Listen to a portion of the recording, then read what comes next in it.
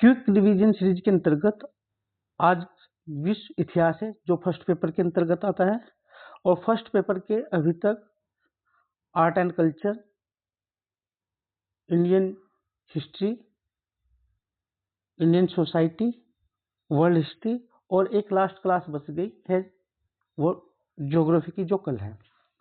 इस तरह से क्विक रिवीजन के अंतर्गत लगभग 5 से 6 घंटे में यह फर्स्ट पेपर पूरी तरह से कंप्लीट हो गया है। और यहाँ से जो क्वेश्चन यानी कि हमने पीवाईक्यू और थ्योरी दोनों तरह के क्वेश्चन यहाँ से किए हैं, कराए हैं।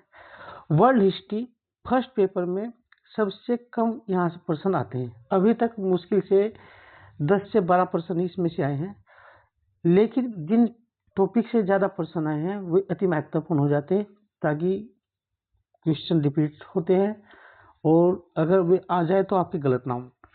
फ्रांस की क्रांति से 3 क्वेश्चन आए हैं, जो 2020, 2024 और 2024 में 2 क्वेश्चन आए हैं, और औद्योगिक क्रांति से 2021 में केवल 1 क्वेश्चन आया है। वर्ल्ड वार है जो वहाँ से 3 क्वेश्चन आए हैं 2018-21, उसमें से एक हिटलर पे आया है, एक बाल्कन युद्ध पे आया है। और फिर विश्व युद्ध के बाद, द्वितीय विश्व युद्ध के बाद की जो स्थिति थी उसके प्रभाव उस पर आया क्वेश्चन। जो एकीकरण का है उसमें एक क्वेश्चन आया है 2023 में, और इसमें बिस्मार्क की भूमिका पूछी है जर्मनी के एकीकरण में। अगर हम व्यक्ति पर देखें, व्यक्ति विशेष पर, तो अभी तक 5 क्वेश्चन आए हैं, इसमें हिटलर को भी शामिल किया गया है। सबसे पहले जो 2018 में क्वेश्चन आया था वो हिटलर पे आया था। फिर 2020 में एक आया क्वेश्चन मुसोलिनी पर इटली से, एक आया 2020 में क्वेश्चन जैकोबिन से, फ्रांस की क्रांति से। फिर 2023 में एक क्वेश्चन आया बिस्मार्क पर, और 2024 में नेपोलियन पर एक क्वेश्चन आया फ्रांस की क्रांति से। यानी कि फ्रांस की क्रांति से 3 क्वेश्चन आए हैं। तो यहाँ से हम अपनी क्लास शुरू करते हैं। और अभी तक हमारे जो ये जीएस मेंस है यूपीपीसीएस का, उसके अंतर्गत अभी तक हमारी फैक्ट की यानी कि 1 से लेके जो 6 पेपर है उनकी सभी क्लास हो चुकी है, जिसमें से पेपर 3 की फैक्ट शीट रह रही है और पेपर 4 की। पेपर 4 की तो जब क्लास कराएंगे उसी के साथ देखते हैं। अभी तक थ्योरी के अंतर्गत, थ्योरी में जो क्विक रिवीजन सीरीज है उसमें पीवाईक्यू प्लस थ्योरी, ये 25 घंटे में हमारा टारगेट है कि पूरे 6 के 6 पेपर खत्म हो जाएंगे, और हो भी जाएंगे, क्योंकि लगभग 5 साढ़े 5 घंटे में फर्स्ट पेपर खत्म हो गया, जिसमें फर्स्ट पेपर के लगभग हमने 100 से अधिक क्वेश्चन या टॉपिक कराया है, जिनसे हर वर्ष क्वेश्चन आ रहा है और अब इस बार भी आएगा। तो शुरू करते हैं। आज का जो हमारा सेशन है वो वर्ल्ड हिस्ट्री का है, और सभी क्लास की जो पीडीएफ है आपको टेलीग्राम चैनल पे मिलेगी। आप इस पीडीएफ का अच्छी तरह से यूज करें, इसका प्रिंट आउट कराएं, और अगर इसमें आपको कुछ चीज जोड़नी है तो ये आपका एक तरह से नोट्स का कार्य करेगा। आप इसी में अपना कुछ अलग से लिख सकते हैं, ताकि आपका किसी भी स्टूडेंट का कोई नोट्स तैयार नहीं है तो इसका यूज कर सकता है। सॉरी। तो इसका प्रिंट आउट निकाल के अपने कुछ पॉइंट अलग से भी लिख सकते हैं। अगर कोई टॉपिक लग रहा है आप इसमें जोड़ भी सकते हैं, तो आप अपने ये एक तरह से आपका नोट्स ही हो जाएगा। और इस अभी तक तो क्योंकि सेक्शनल वाइज पीडीएफ है, अभी हम फर्स्ट पेपर की कंप्लीट पीडीएफ दे देंगे 4-5 दिन में, आपको टेलीग्राम चैनल से मिल जाएगी। इसी तरह से सेकंड पेपर की भी, थर्ड पेपर की भी, फोर्थ की, फिफ्थ की, सिक्स की, सभी की एक एक पीडीएफ। और सेक्शनल जिसको पढ़ना है वो अलग अलग है, जैसे हिस्ट्री की, ज्योग्राफी की, समाज की, आर्ट एंड कल्चर की, ये अलग अलग भी है, और जबकि पेपर वाइज कंबाइंड पीडीएफ भी आपको मिल जाएगी। और ये आपका नोट्स ही है, आप इसमें अपडेटेड है, इस तरह से आप इसका यूज कर सकते हैं। तो शुरू करते हैं। हमें 1 घंटे से पहले इसको खत्म करना है, और हमें यहाँ से कम 10 से 15 या 20, क्योंकि यहाँ पर ज़्यादा टॉपिक नहीं है। जैसे हमारा इंडियन हिस्ट्री है उसमें ज़्यादा टॉपिक है, यहाँ पर जो टॉपिकों की संख्या कम है, लेकिन वे सभी टॉपिक इम्पोर्टेंट है। अभी तक क्वेश्चन जिससे नहीं आया वे सभी टॉपिक इसमें शामिल किए गए। आपको बताया गया कि फ्रांस की क्रांति से क्वेश्चन आया, अमेरिका की क्रांति से अभी तक एक भी क्वेश्चन नहीं आया, औद्योगिक क्रांति से 1 क्वेश्चन आया, विश्व युद्ध से केवल 2 क्वेश्चन आए, विश्व युद्ध से केवल 3 क्वेश्चन आए, संभावना है कि ज़्यादा आए इससे। एकीकरण से केवल जर्मनी के एकीकरण पर आया है क्वेश्चन, और व्यक्ति से संबंधित क्वेश्चन आ ही रहे। तो पुनर्जागरण पे क्वेश्चन नहीं है, तो यहाँ से संभावना है कि आ सकता है। तो पुनर्जागरण को देखते हैं। पुनर्जागरण का मतलब है कि मध्य युग में जब धर्म का अत्यधिक प्रभाव था, तो उस समय बौद्धिक क्रांति हुई, सांस्कृतिक क्रांति हुई। तो उसी के तहत व्यक्तियों को आत्मबोधन हुआ और उन्होंने अपने आप को जाना। पुनर्जागरण का मतलब है फिर से जागना। यह एक तरह का बौद्धिक सांस्कृतिक क्रांति थी। इसके पीछे के जो कारण है इसके आने के, उसी के बाद फिर विश्व में उपनिवेशवाद, आगे चल के राष्ट्रवाद, ये सारी चीजें आगे हुई। उसका परिणाम भारत में भी आया, भारत में भी उसका प्रभाव पड़ा आगे चल के। तो इसके कारण क्या है, क्यों ये पुनर्जागरण हुआ यूरोप में? मध्यकाल में धर्म का जो वर्चस्व बढ़ गया, तब वहां पर धर्म युद्ध हुआ और धर्म युद्ध के कारण वहां से लोगों का पलायन हुआ।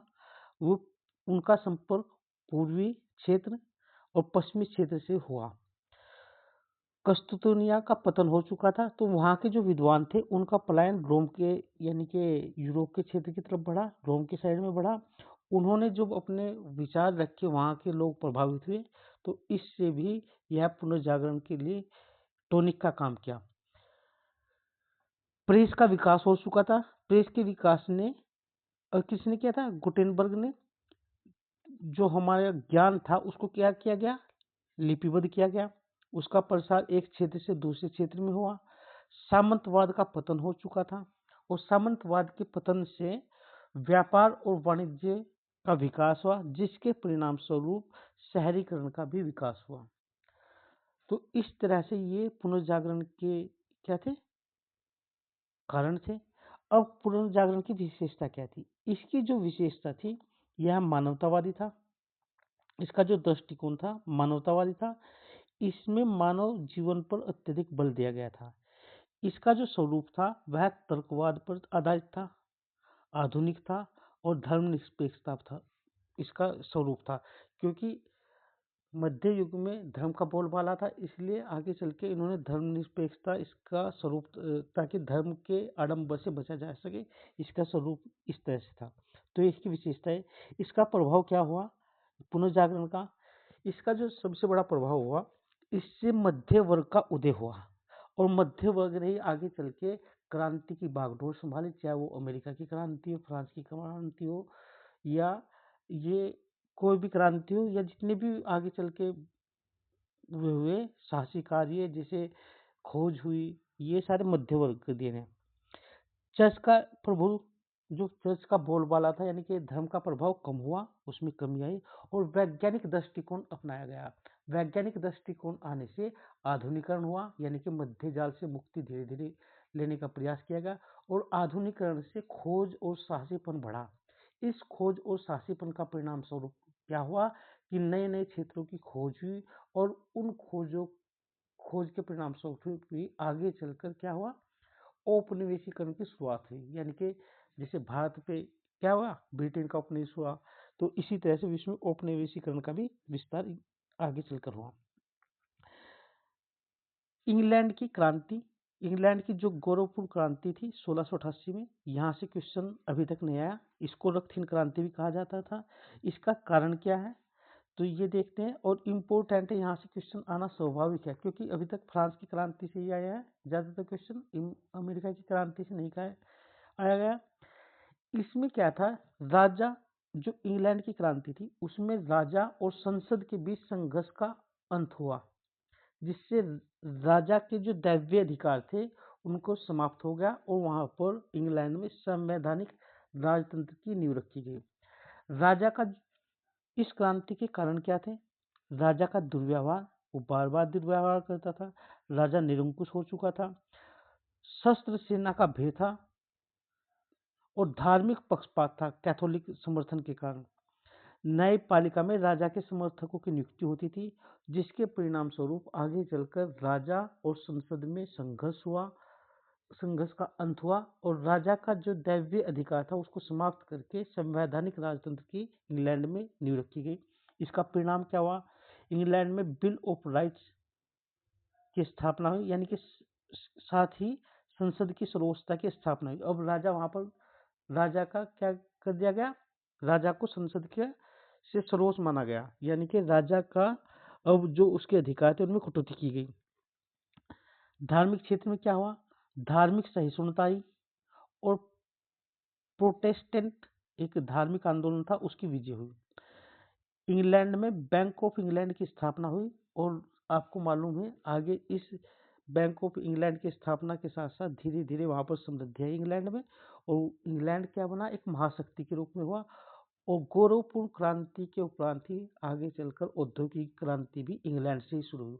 जब इंग्लैंड से औद्योगिक क्रांति की शुरुआत हुई तो वहीं से ही क्या हुआ, पहले यूरोप में पुनर्जागरण हुआ, आगे चलकर इंग्लैंड में गौरवपूर्ण क्रांति हुई ये, और इससे भी आगे जाके इंग्लैंड में औद्योगिक क्रांति हुई, जिसके परिणाम स्वरूप विश्व के विभिन्न देशों को उपनिवेश बनाया गया कच्चे माल प्राप्त करने के लिए, और तैयार माल वहां पर खपाने के लिए बाजार के लिए उपनिवेश बनाए गए। और इसी के उपनिवेशीकरण या संसाधनों के दोहन को लेकर ही प्रथम विश्व युद्ध हुआ, द्वितीय विश्व युद्ध हुआ, और वर्तमान का जो ट्रंप और वेनेजुएला का जो सिनेरियो है वो भी उसी ओर इंगित कर रहा है, क्योंकि वर्तमान में भी संसाधनों को लेकर ही संघर्ष है।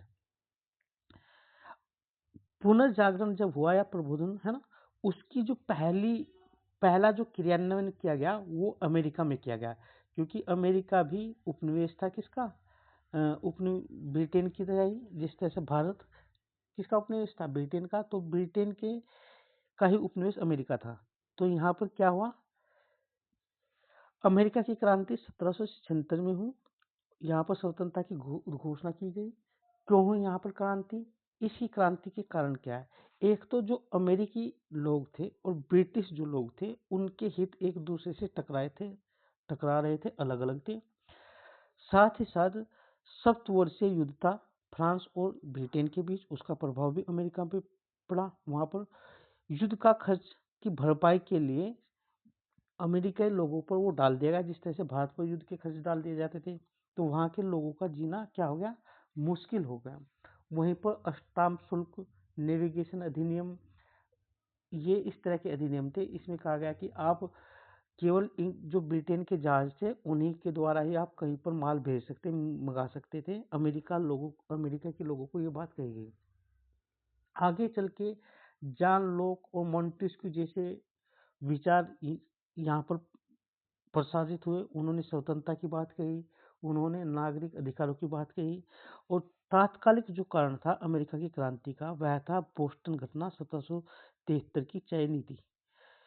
इस क्रांति का जो नारा था, प्रतिनिधि नहीं तो कर नहीं, तो अमेरिका की क्रांति हुई। इस अमेरिका की क्रांति में फ्रांस के नागरिक भी हिस्सा लिए और उन्होंने अमेरिका की क्रांति में अमेरिका को मुक्त कराने में अपनी भूमिका अदा की। यहीं का बीज जाके फिर कहाँ से हुआ, फ्रांस में, फिर फ्रांस की क्रांति हुई इसके बाद, क्योंकि यहाँ जब उन्होंने देख लिया कि अमेरिका के लोग स्वतंत्रता प्रेमी हैं, उन्होंने अपनी स्वतंत्रता प्राप्त कर ली, तो फ्रांस के लोग भी राजशाही से मुक्त होना चाहते हैं, फिर वहाँ पर भी फ्रांस की क्रांति हुई।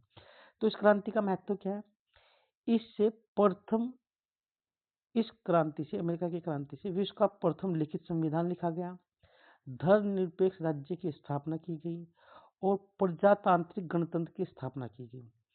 साथ ही साथ यहाँ पर जो वो थे, यानी कि जो मूल निवासी थे, उनके अधिकार को संरक्षित किया गया, महिलाओं को अधिकार दिए गए, वोट का अधिकार दिया गया।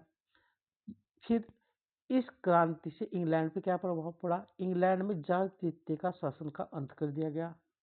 वहाँ के शासन का जब अंत कर दिया गया तो उनके यहाँ से, ब्रिटेन के यहाँ से अमेरिका, उनकी क्या होगा, अमेरिका वहाँ से ब्रिटेन के हाथों से अमेरिका निकल गया। अमेरिका के निकलने की वजह से भारत की ओर गए और भारत पर उन्होंने धीरे धीरे अपना कब्जा संसाधन के लिए किया गया। उन्होंने अपनी जो नीति थी, ब्रिटेन ने वो भी अपनी त्याग दी, उन्होंने मुक्त व्यापार की नीति आई। इसका प्रभाव फ्रांस पर भी पड़ा। फ्रांस के क्योंकि सैनिक अमेरिका में लड़े थे तो वहां पर भी क्रांति हुई, और धीरे धीरे आगे जाके यह अमेरिका की क्रांति अन्य राष्ट्रों के लिए भी एक प्रेरणा का काम किया।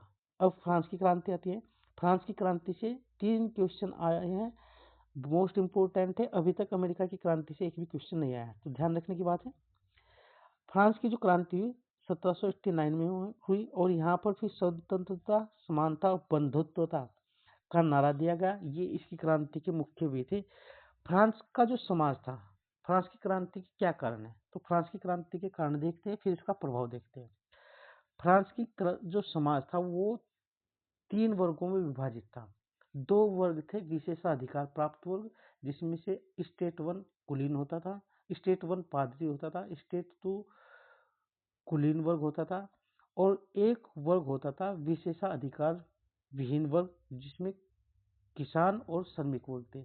जो विशेषाधिकार विहीन था एक टैक्स देता था और इस पर ही पलते थे, यानी कि विशेषाधिकार वर्ग पलता था। तो इसी से नीचे के वर्ग में असंतोष हुआ, क्योंकि टैक्स वे देते थे, मजा ऊपर वाले लेते थे। तो ये तो इसका सामाजिक कारण था, लेकिन राजनीतिक कारण भी था। लुइस 16वां जो शासक था वहां पर, वो अयोग्य था, साथ ही साथ वह कैसा था, विलासिता पूर्वक था। ये इसका राजनीतिक कारण है। बौद्धिक कारण, यहाँ पर रूसो, मोंटेस्क्यू, वाल्टेर जैसे विचारक थे। मोंटेस्क्यू ने क्या शक्ति के पृथक्करण का सिद्धांत दिया। तीसरा कारण, फ्रांस क्या है, दिवालियापन और अत्यधिक कर के भार से जूझ रहा था, क्योंकि फ्रांस एक तो सप्तवर्षीय युद्ध में काफी नुकसान हुआ। दूसरी बात, फ्रांस में भारी वर्षा के साथ फसल बर्बाद हो गई, साथ ही साथ सूखा भी पड़ा। तो इसकी वजह से फ्रांस में एक तरह से क्रांति के लिए अनुकूल माहौल तैयार हुआ। यहाँ के सैनिक अमेरिका की क्रांति में भाग लेते, तो वहाँ से वे कुछ बातें सीख के आए कि हमने जिस तरह से अमेरिका ने फ्रांस की राजशाही खत्म कर दी है अपने देश में, इसी तरह से हम अपने देश की भी राजशाही खत्म करेंगे। और यही हुआ, आगे चल के क्रांति हुई और क्रांति से फ्रांस में राजशाही का अंत हुआ। और इस क्रांति का प्रभाव क्या पड़ा, इसमें मानवाधिकारों की घोषणा की गई, शक्ति पृथक्करण का सिद्धांत अपनाया गया, क्योंकि शक्ति पृथक्करण का सिद्धांत किसने दिया था, मांटेस्क्यू ने यह सिद्धांत दिया था। इससे आधुनिक राष्ट्रवाद की नींव पड़ी और आगे चलकर इसी ने जो नेपोलियन था उसके उदय को पृष्ठभूमि तैयार की। इससे सामंतवाद का अंत हुआ, वहां से सामंतवाद का अंत हुआ। साथ ही साथ यहाँ पर उदारवादी और समाजवादी विचारधाराओं का भी उद्भव हुआ। यहाँ पर राजनीतिक क्षेत्र में वामपंथी और दक्षिणी पंथी का विभाजन की शुरुआत भी यहीं से हुई। इसका प्रभाव विश्व के अन्य देशों पर भी पड़ा। भारत के संविधान में स्वतंत्रता, समानता, बंधुत्व यहाँ से प्रभावित है। तो ये फ्रांस की क्रांति का प्रभाव था। फ्रांस की क्रांति ने यूरोप के अन्य देशों में भी क्रांति लाने का प्रयास किया, क्योंकि अधिकांश यूरोप के देश कैसे थे, वे भी मध्ययुगीन उसमें जी रहे थे। वहाँ पर राजा होते थे, सामंतवाद होते थे, लेकिन जो नीचे के वर्ग थे वो परेशान थे, और वह परेशान वर्ग ही आगे चल के मध्य वर्ग बना और उन्होंने क्रांति की अलग अलग देशों में। तो फ्रांस की क्रांति का प्रभाव यूरोप में भी पड़ा। अब हम देखते हैं औद्योगिक क्रांति, क्योंकि सबसे पहले प्रबोधन युग आया, यानी कि पुनर्जागरण आया। उसके बाद में इंग्लैंड की गौरवपूर्ण क्रांति हुई और इंग्लैंड में ही औद्योगिक क्रांति हुई, क्योंकि वहाँ पर अनुकूल परिस्थितियाँ थी। अनुकूल परिस्थितियाँ यानी कि वहाँ पर अधिकारों को लिए मांग पहले उठने लगी, वहाँ पर स्वतंत्र विचार रखने वाले व्यक्ति हुए, और साथ ही साथ धर्म का जब प्रभाव कम होने लगा तो वहाँ पर खोज और साहसीपन हुआ, जिसने विश्व के अनेक क्षेत्रों में खोज की। फिर उन्होंने संसाधनों का दोहन करने के लिए उनको उपनिवेश बनाया, और इस कच्चे माल जब इनके यहाँ पर आए तो तैयार माल हुआ, तो वो फिर उपनिवेश में भेजे गए। तो उत्पादन के तरीका, यानी कि औद्योगिक क्रांति क्या है, यह है उत्पादन का जो तरीका है उसमें एक बदलाव है, जिसमें कृषि आधारित समाज से धीरे धीरे वो औद्योगिक समाज और शहरी समाज की ओर परिवर्तित हो जाता है। औद्योगिक क्रांति हम इंग्लैंड में ही क्यों हुई, तो इंग्लैंड में अनुकूल राजनीतिक वातावरण था, क्योंकि यहाँ पर क्या था, राजशाही कमजोर पड़ चुकी थी और संसदीय लोकतंत्र स्थापित हो चुका था। यहाँ पर कोयला और लोहे के भंडार थे, लंकाशायर जैसे क्षेत्र कोयले के लिए समृद्ध थे। औपनिवेशिक बाजार था, एक तक तो औपनिवेशिक जो शासन था वहाँ से कच्चा माल ला सकते थे और यहाँ से मशीन से तैयार माल को वहाँ पर भेज सकते थे। वैज्ञानिक आविष्कार हो चुके थे जैसे स्पिनिंग जेनी मशीन, ये इस तरह के आविष्कार हो चुके थे।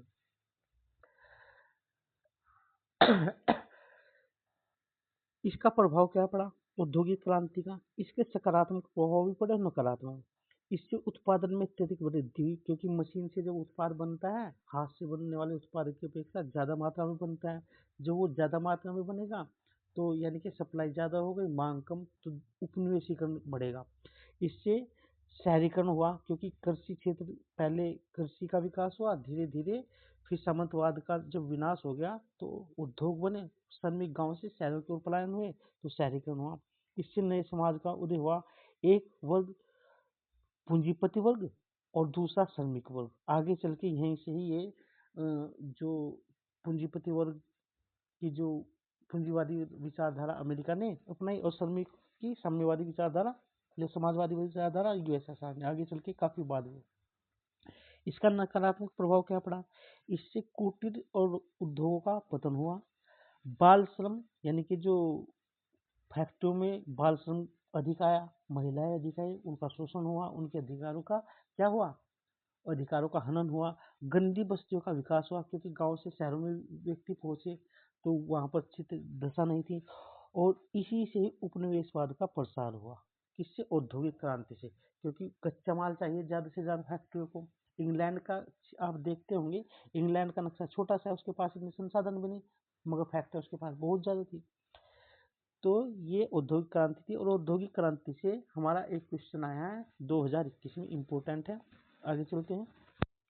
इटली का एकीकरण, यहाँ से क्वेश्चन बनता है। और इटली का और जर्मनी का एकीकरण उसी तरह से जिस तरह से भारत का बाद एकीकरण हुआ, लेकिन इटली और जर्मनी के एकीकरण की तुलना में भारत का एकीकरण अधिक चुनौतीपूर्ण और कठिन था, जिसे पटेल की सूझबूझ ने आसानी से करके दिखाया। इटली का एकीकरण देखते हैं। यहाँ से अब तक जो क्वेश्चन आया है वो आया है, एक मुसोलिनी पर क्वेश्चन आया है। हाँ, एक क्वेश्चन आया है यहाँ पर, किस पे आया है? मेजनी पे, मुसोलिनी पे नहीं, मेजनी पे आया है। तो यहाँ पर इटली के एकीकरण के जो सूत्रधार थे मेजनी थे, काउर थे और गैरीबोल्डी थे। और आपको मालूम है इटली का ये मैप है, भूमध्य सागर के ठीक उत्तर में है। इसका दक्षिणी हिस्सा, इसका उत्तरी हिस्सा क्योंकि नेपोलियन का यहाँ पर क्या हुआ? आधिपत्य हुआ उत्तरी हिस्से पे।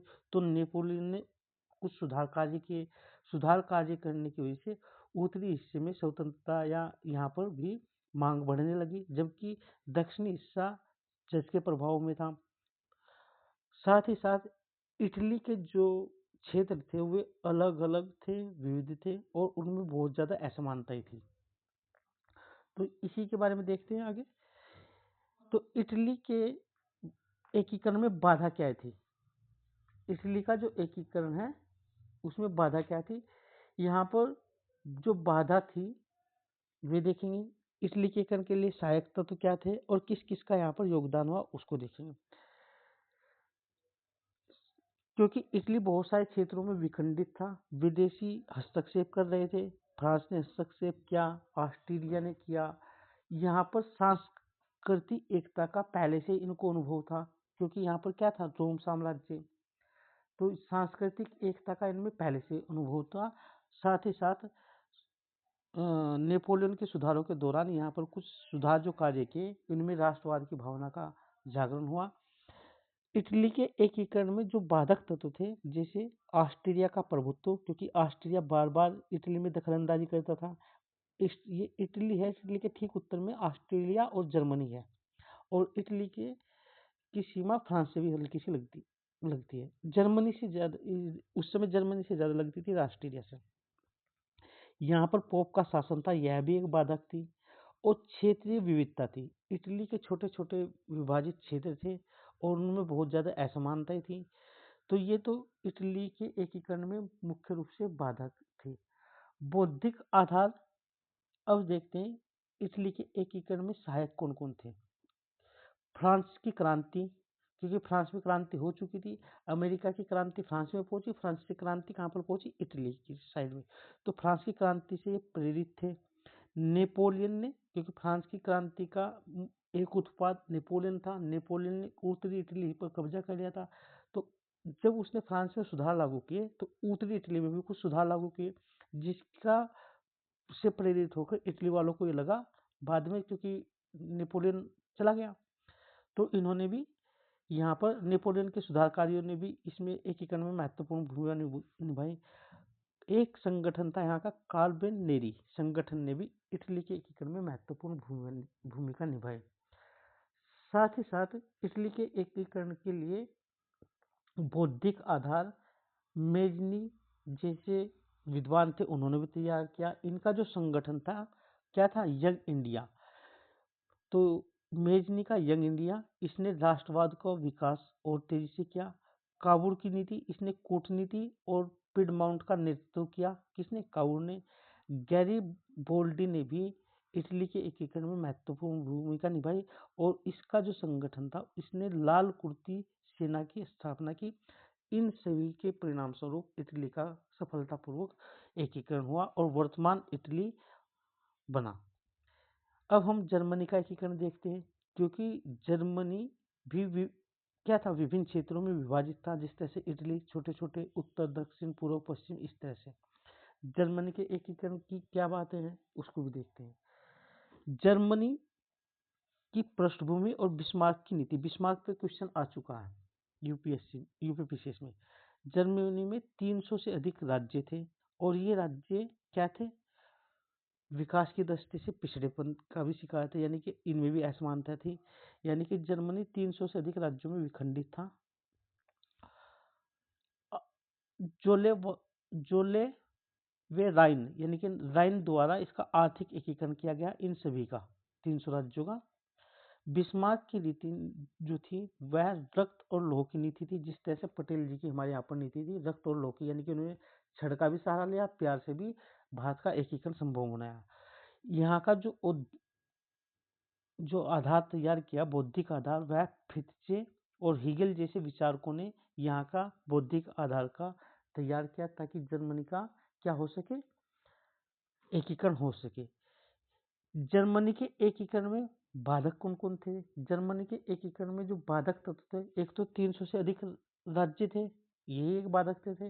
राज्यों के बीच असमानताएं थी, सैन्य असमानता भी थी और क्षेत्रीय आर्थिक असमानता थी। साथ ही साथ विदेशी हस्तक्षेप था। जिस तरह से इटली में विदेशी हस्तक्षेप किसका था, फ्रांस का और ऑस्ट्रेलिया का था। यहाँ पर भी ठीक वैसे ही फ्रांस का और ऑस्ट्रेलिया का विदेशी हस्तक्षेप था, जो जर्मनी के एकीकरण में बार बार बाधक हो रहे थे। लेकिन यहाँ के जो नेतृत्व थे, यहाँ के जो बौद्धिक वर्ग था, उसने सूझबूझ से जर्मनी का सफल एकीकरण किया और वर्तमान जर्मनी अपने पूर्ण स्वरूप में आया। इस एकीकरण की जो प्रक्रिया थी और उसका परिणाम, इसको देखते हैं। प्रक्रिया क्या थी इसकी, ऑस्ट्रेलिया और फ्रांस के साथ युद्ध हुआ, फ्रैंकफर्ट की संधि हुई 1871 में। तो जब, क्योंकि जर्मनी के एकीकरण में बाधक कौन थे, ठीक इटली के एकीकरण में भी फ्रांस और ऑस्ट्रिया दोनों बाधक थे, यहाँ पर भी यही दोनों बाधक थे। तो जर्मनी ने इनके साथ युद्ध किया, फ्रांस ऑस्ट्रेलिया के, और फिर संधि हुई, फ्रैंकफर्ट की संधि। आगे चलकर क्या हुआ परिणाम, शक्तिशाली जर्मनी साम्राज्य का उदय हुआ और शक्ति संतुलन में बदलाव हुआ। फ्रांस की क्रांति, क्योंकि फ्रांस की जब क्रांति हुई तो इस क्रांति का प्रभाव जर्मनी में भी पड़ा और जर्मन संघ की स्थापना हुई और पर्सा के नेतृत्व में एक चुंगी संघ की स्थापना हुई और यहाँ पर परिणाम स्वरूप जर्मनी का एक बेहतर तरीके से एकीकरण हुआ। और आगे चल के जिस तरह से फ्रांस की क्रांति का उत्पाद कौन था, नेपोलियन था। आगे चल के इसी जर्मनी के एकीकरण के बाद यहाँ से हिटलर जैसा एक नेता निकला। प्रथम विश्व युद्ध देखते हैं। प्रथम विश्व युद्ध 1914 से 1918 के बीच हुआ। तो इस युद्ध के क्या कारण थे, जो ये युद्ध था, इस युद्ध का जो मुख्य कारण था साम्राज्यवाद और उपनिवेशवाद था। क्योंकि संसाधनों को लेकर जो यूरोप के राष्ट्र थे वे क्या कर रहे थे, अपना साम्राज्य प्रसार कर रहे थे और नए नए उपनिवेश स्थापित कर रहे थे ताकि उनके यहाँ से विकास हो सके। और इसी का परिणाम है कि प्रथम विश्व युद्ध हुआ, क्योंकि साम्राज्यवाद उपनिवेशवाद की टकराहट ने आगे, यानी कि साम्राज्यवाद और उपनिवेशवाद ने राष्ट्रों में आपस में यूरोप में टकराहट की पैदा की, उनमें खटास किया, संघर्ष की स्थिति उत्पन्न की। इसमें उग्रराष्ट्रवाद, जैसे उग्रराष्ट्र किसका था, जर्मनी वर्सेस फ्रांस का, सैन्यवाद और गुटबाजी हुई। तो तत्कालिक कारण था प्रथम विश्व का जो आर्क्यूड फर्नांडिस की हत्या थी। इसकी हत्या के बाद प्रथम विश्व प्रारंभ होता है। साथ ही साथ जर्मन ये जो साम्राज्यवाद के प्रसार और बाजार की प्राप्ति के लिए विश्व में इनमें जो प्रतिस्पर्धा चल रही थी, इसने कूटनीतिक संधियों का जाल बिछा दिया था पूरे उसमें। साथ ही साथ यूरोप में सस्तीकरण की होड़ थी, जिसके परिणाम स्वरूप क्या हुआ, प्रथम विश्व युद्ध हो जाता है। और इसका परिणाम क्या होता है, इससे जन धन की हानि होती है। 4 साम्राज्यों का पतन हो गया, जैसे रूस का साम्राज्य, ऑस्ट्रिया का साम्राज्य, तुर्की का साम्राज्य और जर्मनी का साम्राज्य। इन 4 साम्राज्यों का पूरी तरह से पतन हो चुका। राष्ट्र संघ की स्थापना की गई ताकि भविष्य में इस तरह का कोई युद्ध ना हो सके। और अमेरिका का उदय हुआ, क्योंकि पूरा का पूरा युद्ध कहाँ पर लड़ा जा रहा था, यूरोप में लड़ा जा रहा था। यूरोप में जब यूरोप में युद्ध लड़ा जा रहा था तो यूरोप के सारे औद्योगिक कारखाने क्या थे, उस स्केल पे काम नहीं कर रहे थे जो युद्ध की आपूर्ति कर सके। इसका फायदा किसको मिला, हजारों किलोमीटर दूर अमेरिका को। और वहीं से अमेरिका बना जो आज विश्व की पावर है, उसकी शुरुआत वहीं से हुई। क्योंकि उस समय जितना पैसा अमेरिका ने प्रथम विश्व युद्ध में कमाया, उससे ही भी ज्यादा पैसा उसने द्वितीय विश्व युद्ध में हथियार बेच के यूरोप को कमाया। और वह स्थिति आज है। तो ये हमारा क्या है, लेकिन इसका कुछ नकारात्मक परिणाम है, कुछ सकारात्मक।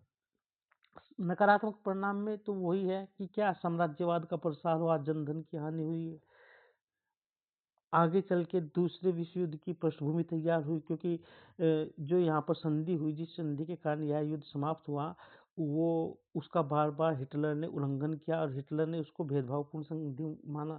लेकिन इसके सकारात्मक परिणाम भी थे प्रथम विश्व युद्ध के, जैसे राष्ट्र संघ की स्थापना हुई ताकि भविष्य में कोई ऐसा युद्ध ना हो सके। नागरिक अधिकारों की सुरक्षा की बात कही गई, पुनर्निर्माण की बात कही गई, महिलाओं को मताधिकार दिया गया और अमेरिका का एक विश्व शक्ति के रूप में उभार हुआ।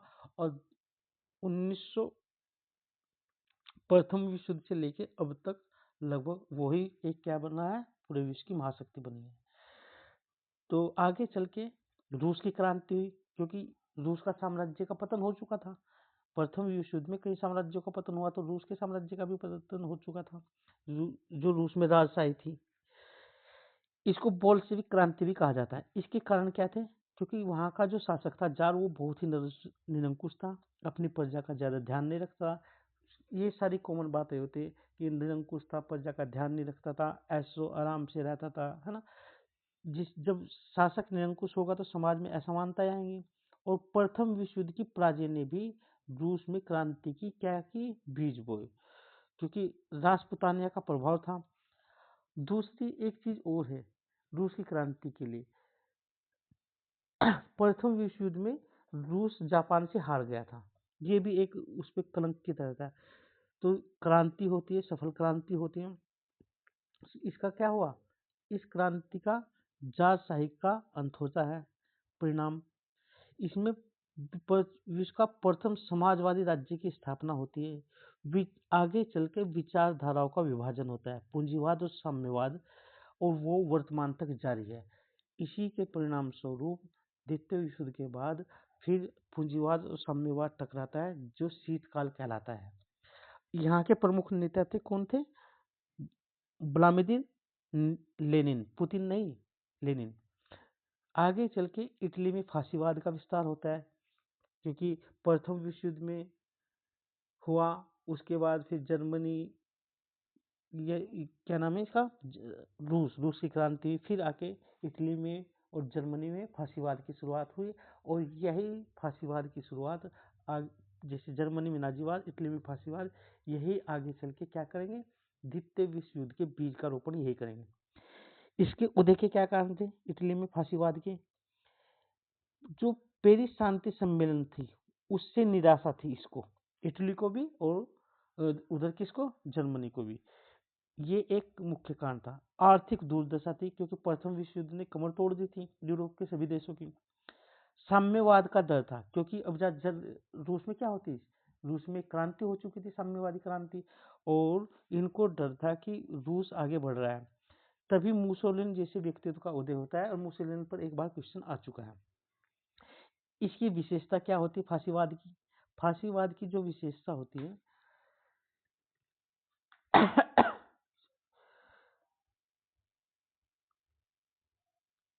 फांसीवाद की जो विशेषता होती है, इसमें राज्य की सर्वोच्चता पर बल दिया जाता है। जो मुसोलिनी थे उसने राज्य की शक्ति पर अत्यधिक बल दिया ताकि हम साम्यवाद से लड़ सके और एक विश्व शक्ति स्थापित भी हो सके। लोकतंत्र का इन्होंने बलपूर्वक दमन किया, यानी कि जो भी लोकतांत्रिक मूल्य थे उनको कुचल दिया गया, क्योंकि ये सत्ता किस में लाना चाहते, एक ही व्यक्ति के हाथ में। उग्र राष्ट्रवाद को बढ़ावा दिया। ठीक है, जब उग्र राष्ट्रवाद होगा तो आक्रामक विदेश नीति होगी। जैसे अमेरिका में इसमें क्या है, उग्र राष्ट्रवाद, जो ट्रम्प की नीति है, और इसकी विदेश नीति कैसी, आक्रामक विदेश नीति। मुसोलिनी हमेशा सही है, यही बात ठहराई गई। जिस तरह से ट्रम्प जो कार्य कर रहा है वही बात सही है, आप इसको वर्तमान से भी जोड़ सकते हैं, वही वहाँ के लोगों ने माना। तो इटली में फांसीवाद हुआ। आगे चल के जर्मनी देखते, जर्मनी में इसी तरह से क्या हुआ, नाजीवाद। इसके कारण क्या थे जर्मनी के नाजीवाद के? जर्मनी के नाजीवाद के जो कारण थे, प्रथम विश्व युद्ध के जो दौरान वर्साई की संधि थी, उस संधि को जर्मनी अपना क्या मानता था, अपमान मानता था कि ये संधि हमारे साथ प्रथम विश्व युद्ध में जर्मनी जब लड़ा तो हार गया, मतलब, तो उसके समय संधि हुई और संधि को हिटलर ने अपना अपमान माना। बार बार इस संधि का हिटलर ने क्या किया, इसका उल्लंघन किया और उसने राइन क्षेत्र का शस्त्रीकरण कर दिया। उसने जो फ्रांस को कोयला देने की बात कही थी, लोहा देने की बात कही थी, उससे भी मुकर गया धीरे धीरे। इसी दौरान 1929 की आर्थिक मंदी आती है। एक तरफ पूंजीवादी, एक तरफ साम्यवादी विचारधारा, बीच में ये थे। तो हिटलर का उसी समय उभार होता है और इस हिटलर आता है उभर कर एक नेता के रूप में। तो इसकी विचारधारा क्या थी हिटलर की? इन्होंने जो आर्यन नस्ल की शुद्धता की बात कही गई, इन्होंने यहूदी विरोधी भावना थी इनके अंतर्गत। आप जानते हैं कि यहूदियों का बाद में जाके कत्ल काफी हुआ। इन्होंने आक्रामक क्षेत्रीय विस्तार किया और आक्रामक विदेश नीति अपनाई। इनका जो नेता था उसका नाम था एक राष्ट्र एक नेता, यानी कि यहाँ पर भी एकीकरण की बात की गई और राज्य की सर्वोच्चता की बात की गई और एक ही हाथ में व्यक्ति की सत्ता केंद्रित होनी चाहिए, ये बात इन्होंने की, यानी कि नाजीवाद में। आगे चल के इसी फांसीवाद नाजीवाद के परिणाम स्वरूप और यूरोप में जो उपनिवेशवाद को लेकर संघर्ष था, उसी से द्वितीय विश्व युद्ध की पृष्ठभूमि तैयार हुई और द्वितीय विश्व युद्ध हो जाता है। द्वितीय विश्व युद्ध क्यों होता है, इसके कारण क्या है, इसको देखते हैं। इसका जो कारण है, वर्साई की संधि का अपमानजनक शर्तें थी, क्योंकि ये इस शर्तों को जर्मनी क्या अपने ऊपर अपमानजनक मानता था और वो इसका बार बार उल्लंघन करता था। राष्ट्र संघ की विफलता थी, क्योंकि प्रथम विश्व युद्ध के बाद जो एक संस्था बनी थी राष्ट्र संघ, उसने अपनी प्रभावी भूमिका वो नहीं निभा सका। उसने वर्साई की संधि का ठीक तरह से लागू नहीं होने दिया, तो यानी कि नहीं हो सकी। तो तुष्टीकरण की नीति भी अपनाई गई। फांसीवादी शक्तियां, ध्रुव राष्ट्र की आक्रामकता, जैसे ध्रुव राष्ट्र इटली की, जर्मनी की, इनकी आक्रामकता थी। तो तत्कालिक कारण क्या था द्वितीय विश्व युद्ध का? 1 सितंबर 1939 को जर्मनी द्वारा पोलैंड पर आक्रमण कर दिया गया और यहीं से ही क्या हो जाती है, द्वितीय विश्व युद्ध की शुरुआत हो जाती है। और आप जानते हैं द्वितीय विश्व युद्ध के बाद कि अपार क्षति हुई, जनधन की हानि हुई, राष्ट्रों का पतन हुआ और पूरे विश्व में क्या हो गया, पूरे विश्व में उपनिवेश विरोधी आंदोलन चलने लगे। तो अब हम द्वितीय विश्व युद्ध के परिणाम देखते हैं। इसने जहाँ से प्रथम विश्व युद्ध ने राष्ट्र संघ की स्थापना की थी, द्वितीय विश्व ने संयुक्त राष्ट्र संघ की स्थापना की थी और यह अंतर्राष्ट्रीय शांति और यूरोप के पुनर्निर्माण के लिए कार्य करेगा। इसी के बाद विश्व दो धड़ों में बट गया। एक तो यूरोप यानी कि यूएसए पूंजीवादी और एक यूएसएसआर यानी कि साम्यवादी। इसी को कहते हैं हम शीत युद्ध। उपनिवेशवाद का अंत हो गया। अब क्योंकि संयुक्त राष्ट्र संघ शांति स्थापना के लिए आ गया था, तो धीरे धीरे उपनिवेशवादों का अंत होता रहा, क्योंकि यूरोप के जो अधिकांश देश थे जिन्होंने उपनिवेश बनाए थे, उनकी कमर टूट चुकी थी 2 विश्व युद्धों के बाद।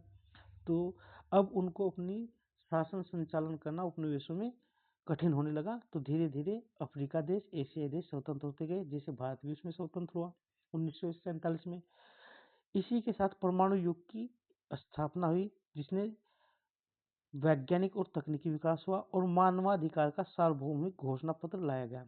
तो ये द्वितीय विश्व युद्ध के बाद द्वितीय विश्व युद्ध के परिणाम और नई विश्व व्यवस्था की स्थापना थी। लेकिन ये ऑर्डर वर्तमान में ट्रम्प काल के दौरान ये टूट चुका है। ये संयुक्त राष्ट्र संघ जैसी संस्थाएं, अन्य सारी संस्थाएं क्या हो गई, बहुत ही लचर हो चुकी है। और ठीक उसी तरह का व्यवहार ट्रम्प कर रहा है जिस तरह से प्रथम विश्व या द्वितीय विश्व युद्ध के दौरान नेताओं ने किया। आगे देखते हैं। ये क्वेश्चन आ चुका है फ्रांस की क्रांति पर, जैकोबिन पर। इसको देखते हैं। जैकोबिन क्लब्स की स्थापना की गई, संविधान के मित्रों की सोसाइटी बनाई गई और कट्टरपंथी राजनीतिक गुट तैयार किए गए। इसके दौरान आतंक का शासन, जिसे रॉबेस्पियर का नेतृत्व इसको प्राप्त था, विरोधियों को बलपूर्वक इन्होंने उन्मूलन किया, यानी कि उनको खत्म कर दिया गया। सार्वजनिक सुरक्षा समिति की स्थापना की गई और फ्रांस की वास्तविक सरकार बनी कौन, सार्वजनिक सुरक्षा समिति। काल्ट ऑफ रीजन यानी कि कैथोलिक धर्म के स्थान पर धर्मनिरपेक्ष राज्य की या विचारधारा की बात की गई। लेवी एंड मस्से अनिवार्य सैन्य भर्ती लागू की गई और थर्मिड्यूरेंस प्रतिक्रिया, यह रॉबेस्पियर का पतन और उदारवादी सरकार का उदय हुआ। तो ये जैकोबिन जो फ्रांस के नेता थे उससे संबंधित है। तो जो वहाँ के राजा थे उनको गुलोटिन पे चढ़ा दिया गया, यानी कि उनको फांसी दी गई। अधिकतम कानून लागू किया गया, मूल्य निर्धारित किए गए वस्तुओं के, दासता का उन्मूलन किया गया और रॉबेस्पियर की आगे जाके मृत्यु हो गई। तो ये कहाँ से संबंधित है, फ्रांस की क्रांति के से संबंधित। औद्योगिक क्रांति हमने देख ली। औद्योगिक क्रांति पे 2 क्वेश्चन आ चुके हैं, एक क्वेश्चन आ चुका है, लेकिन वर्तमान में जो हाल चल रहे हैं विश्व के, वो औद्योगिक क्रांति की बात कर रहा है, तो इस पे दोबारा भी क्वेश्चन पूछा जा सकता है। तो एक बात देखते हैं, औद्योगिक क्रांति का भाग 1, इसने पूंजीवाद का उदय हुआ। पूंजीवाद ने बाजार संचालित मांग की, जैसे बाजार आधारित अर्थव्यवस्था हुई और साथ ही निजी क्षेत्र का स्वामित्व हुआ। इसने मशीनों का विरोध किया, यानी कि एक संगठन बना उस दौरान भी, लुडाइट्स, उसने क्या किया, मशीनों का विरोध किया। इसने औद्योगिक क्रांति ने कुटीर उद्योगों को आधुनिक कारखानों में बदल दिया, यानी कि कुटीर उद्योगों का पतन होकर आधुनिक कारखाने आए, जहाँ पर ये कम उत्पादन करते थे, इनको कम माल की आवश्यकता थी, कम श्रमिक काम करते थे। ये क्योंकि विकेंद्रीकृत थे, ये बड़े बड़े शहरों में थे, केंद्रीकरण हुआ, उसी से पर्यावरण प्रदूषण हुआ, उसी से शहरीकरण का विकास हुआ, उसी से मध्य वर्ग का विकास हुआ, उसी से व्यापार वाणिज्य बढ़ा, उसी से अत्यधिक उत्पादन के कारण उपनिवेशवाद की शुरुआत हुई और यहीं से ही यूरोप का उदय हुआ। सामाजिक वर्ग, इससे औद्योगिक क्रांति से सर्वहारा वर्ग का उदय हुआ और जिसमें श्रमिक वर्ग था। शहरीकरण का विकास हुआ, क्योंकि कुटीर उद्योगों के पतन से गाँव में ग्रामीण जनता, जो गांव में कुटीर उद्योग होते थे, उनका शहरों की ओर पलायन हुआ, वहाँ पर शहरीकरण तीव्र हुआ। इसलिए यूरोप के जो शहर है पहले ही हमसे विकसित हो चुके, साथ ही साथ वहाँ पर गंदी बस्ती का, शोषण का अड्डा भी ये शहर बने, क्योंकि महिलाओं का शोषण हुआ, श्रमिक वर्ग का शोषण हुआ, बाल श्रम का शोषण हुआ, है ना। कॉटन पोलिस जैसे शहर, जैसे मैनचेस्टर, औद्योगिक केंद्र रूप के उभरे। तो वर्तमान में कौन सी औद्योगिक क्रांति है हमारे यहाँ पर चल रही है, एआई की, उद्योग 0.4, जिसका समिट भारत में इस समय चल रहा है एआई का। इसका परिणाम क्या हुआ औद्योगिक क्रांति का, ये देखते, क्योंकि ये बहुत जरूरी है, इसी से आगे चल के नए नए उपनिवेश स्थापित किए जाएंगे। ये क्वेश्चन आ चुका है औद्योगिक विकास पर, इसलिए इसको दोबारा किया जा रहा है। इसके समय स्पिनिंग जेनी आविष्कार हुआ, भाप के इंजन का आविष्कार हुआ, जेम्स वाट ने लोकोमोटिव का आविष्कार हुआ, रॉकेट का आविष्कार हुआ, बेशमर प्रक्रियाएं जिससे इस्पात को गलाया गया। इसका प्रभाव क्या पड़ा, जो जनसंख्या 1800 में केवल 1 मिलियन थी, वह 1900 में बढ़कर 6 मिलियन हो गई। इतनी तेजी से जनसंख्या बढ़ी, यानी कि लंदन की जनसंख्या 1800 में 1 मिलियन थी, वह 6 मिलियन हो गई 1900 में। इससे आगे चल के क्या हुआ, कारखाने कानून लाए गए, खदानों पर बाल श्रम प्रतिबंध किया गया, क्योंकि वहां पर सबसे ज्यादा क्या हुआ था, बाल श्रमिकों का शोषण हो रहा था।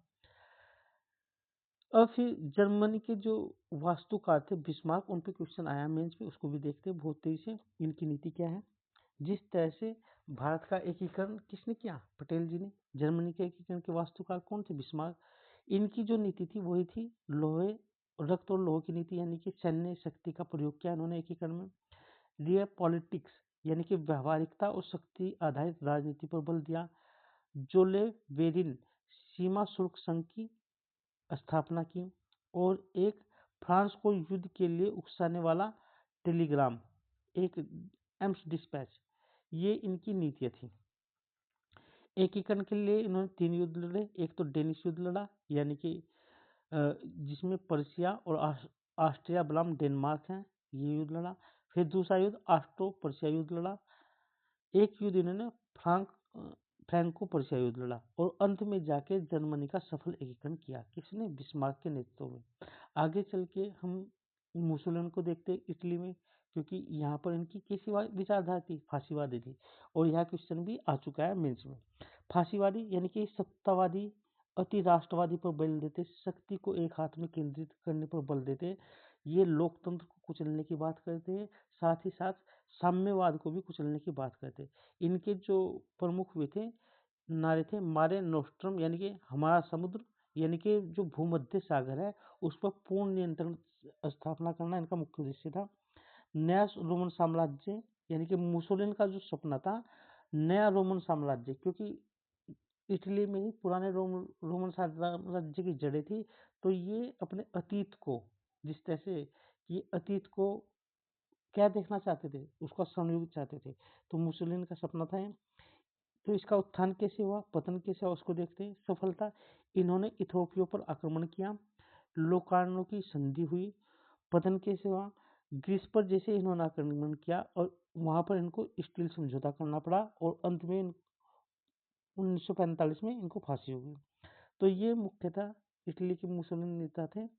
फिर द्वितीय विश्व युद्ध के समय, यानी कि दूसरे विश्व युद्ध पे अब तक 3 क्वेश्चन आए, मतलब विश्व युद्धों पर 3 क्वेश्चन आए, जिसमें बाल्कन का क्वेश्चन भी द्वितीय विश्व से संबंधित है। इसको यूरोप का बारूद का ढेर भी कहा जाता है। तो बाल्कन संकट क्या था, इसको देखते हैं।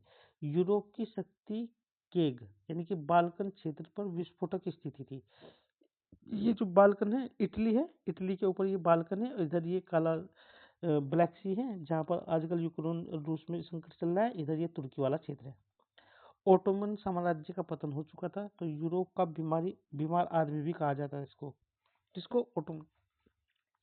यहाँ पर पैन स्लाववाद था, यानी कि सर्बिया द्वारा स्लाव एकता आंदोलन की शुरुआत की गई थी, जिसको समर्थन किसका था, रूस का। तो यहाँ पर रोमांटिक राष्ट्रवाद था, यानी कि ऐतिहासिक क्षेत्रों की मांग की गई। और आगे चल के यहाँ पर ये बाल्कन संकट हुआ, जिसमें इसका फिर समाधान क्या हुआ, जुलाई अलग अलग संधि हुई और उन पे इसका समाधान हुआ।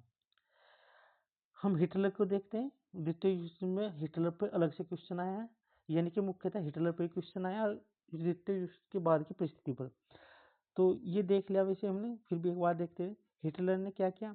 इसकी तुष्टीकरण की नीति, विस्तारवाद की नीति, बार बार जो वर्साई की संधि थी उसका उल्लंघन करने की नीति, राइन क्षेत्र में क्या था, सैन्यकरण की नीति, फ्रांस को जो इसने प्रथम विश्व युद्ध के दौरान संधि हुई थी उसको कोयला लगा देने की बात कही गई थी, उसको देना बंद कर दिया गया।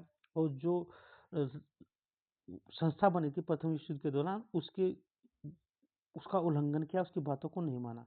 इसी से आगे चल के द्वितीय विश्व युद्ध की पृष्ठभूमि तैयार हुई। ये सारी बातें वही है, वर्साई की संधि का उल्लंघन, म्यूनिख समझौता, नाजी सोवियती संधि, यानी ठीक है, ये अलग अलग संधि हुई।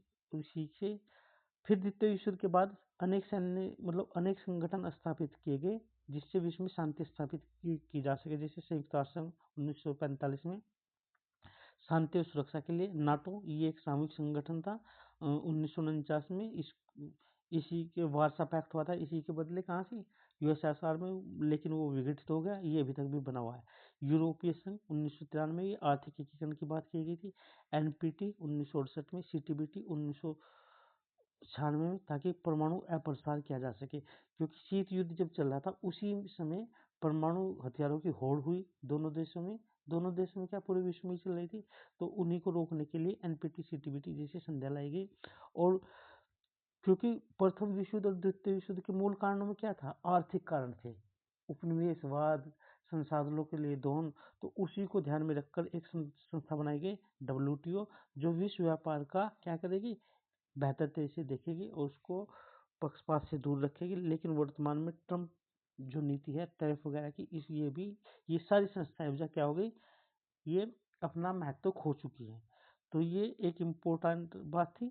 वर्तमान में हम किस तरफ बढ़ रहे हैं, इसी तरह के संकट की तरफ बढ़ रहे हैं। लेकिन इन संस्थाओं की कुछ पॉजिटिव बात भी थी, जैसे इन्होंने क्यूबा मिसाइल संकट टाला है, यानी कि उससे परमाणु पर युद्ध के प्रसार को इसने रोक दिया है। फिर इसने कैंप डेविड समझौता हुआ, जो मिस्र और इसराइल के लिए शांति समझौता। इसने दक्षिण अफ्रीका में रंग विरोधी जो आंदोलन था उसके बारे में बात करी। तो ये हमारा आज का विश्व इतिहास का एक संक्षिप्त सा क्विक रिवीजन था। आपको संभवतः इससे काफ़ी लाभ मिलेगा।